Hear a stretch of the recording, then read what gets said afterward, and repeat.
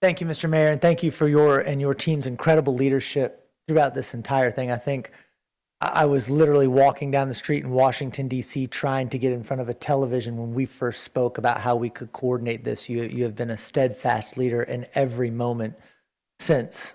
And you mentioned, I think, so many things we're all seeing right now. First was just utter shock, grief, not really knowing how we could all process what's going on. I think some of that shock is still there, but you're seeing a lot of sadness right now in our community, a lot of hurt. Whether it's meeting with victims, families, whether it's meeting with survivors who are starting to come to grips with their own experiences out there. The mayor mentioned last night, we gathered with a group of people, and it was family members of the people who've passed away. It was people who were there, who managed to escape, some who helped others escape. Their stories are heartbreaking. The pain is still so fresh and so real. It is sometimes even masked by the shock of how they talk about it. I was talking to one guy who was there last night, and it came up, and I said, "So you were there when this happened?" He said, "Oh yeah, I was in my office in a different building." And he talked about how he heard the explosions and ran outside, and all he could see was fire, and he was paralyzed. And he realized what was happening, and the heat was so intense that he knew he wanted to run, but he said he couldn't move his feet. It was only after that someone credited him with saving their life, because they said that he was yelling to run while he himself couldn't move his own feet, but he doesn't remember telling people to run. These stories, I think, are going to keep coming out. And as they do, it's so important for all of us to continue lifting each other up, to continue talking about, if you need help, ask for it. There's so many services available, and we're all here for each and every one of you.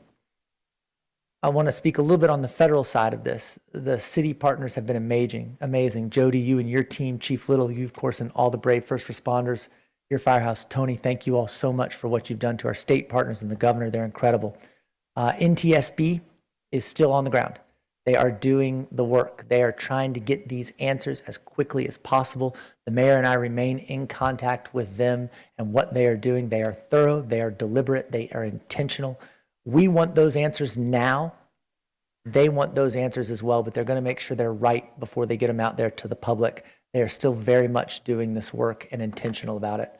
I want to congratulate or thank a little bit the EPA. I think the EPA has done a really good job of working with state and local partners and making sure that the cleanup from this is as thorough as it can possibly be, and that any possible problems as a result of the fire itself or from putting out the fire are as minimal as they can possibly be. And of course, our federal partners with the NTSB, the FBI has been out collecting evidence. We remain in touch with all of them as this is truly a partnership, which is something you'd expect in Louisville, something you'd expect in Kentucky. All of us, city, state, federal, every single person out there working together to help get answers, to help people who need it, to help make sure that in spite of this awful, almost incomprehensible tragedy, that we're doing everything we can to put the pieces back together and help each other out. So thank you so much, Mayor.